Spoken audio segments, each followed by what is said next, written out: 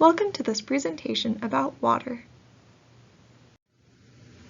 You might already know quite a bit about water.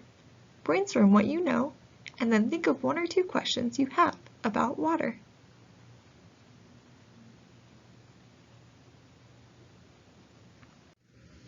We are going to discuss the water cycle, watersheds, clean water, and wetlands.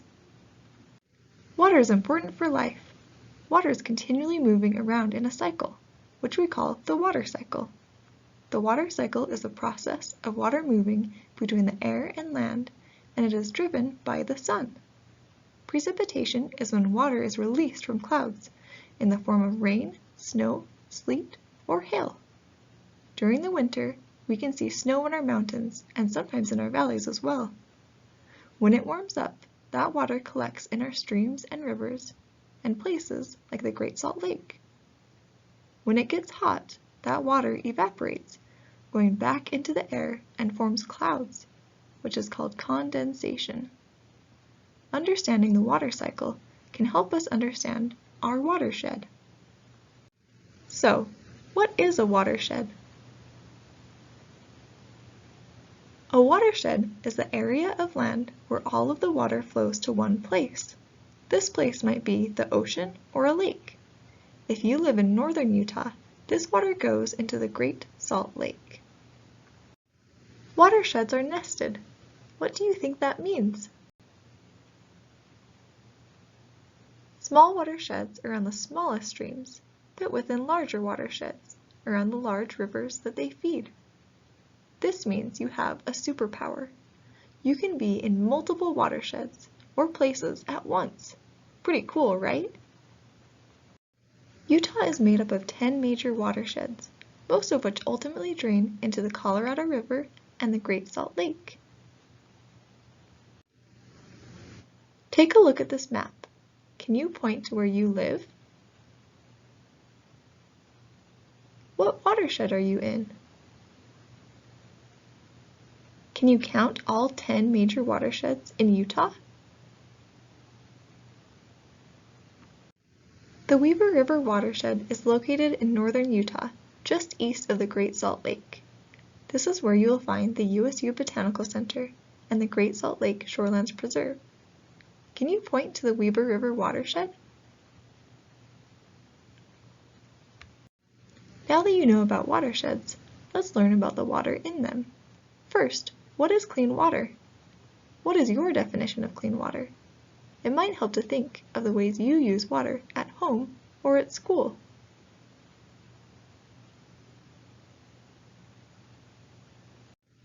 Okay, that was kind of a trick question. There's no single definition of clean water. It is defined by how we use it. This can mean drinking water, water for farming, recreation like swimming or boating, fisheries and other life in the water, the Great Salt Lake, and aesthetics like the waterfall you see in this picture. What we do at home, in the streets, or at school can influence the water quality. Anything you dump or throw on the ground adds to pollution that can end up in the water. In fact, the most common pollutants result from littering in the streets.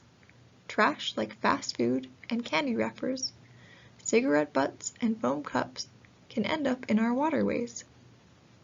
How can we prevent pollutants from getting into our waterways?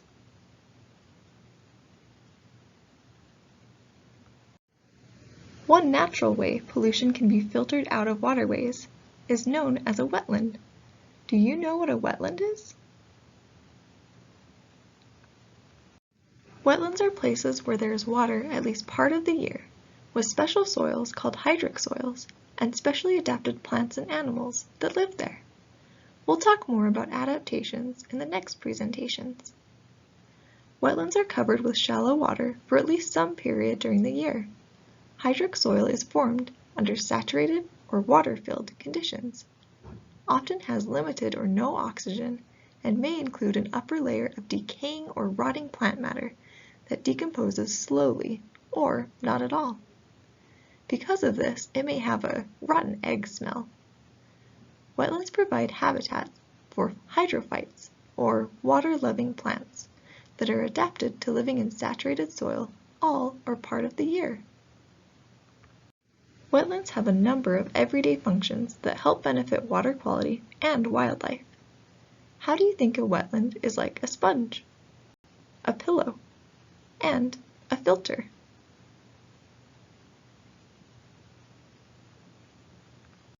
A wetland is like a sponge because it absorbs excess water caused by runoff, retains moisture for a time, even if standing water dries up. It's like a pillow because it's a resting place for migratory birds, and it's like a filter because it filters small impurities from the water, like nutrients or toxins. How else is a wetland like these pictures?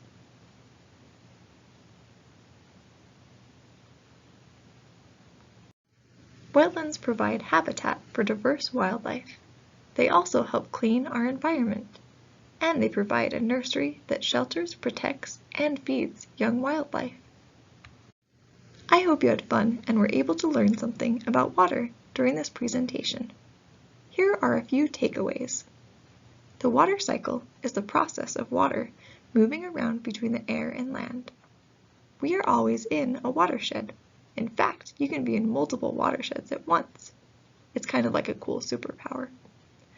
Also, what we do in our watershed impacts our water. What else did you learn? You finished the water presentation. Please do the wetland plants presentation next.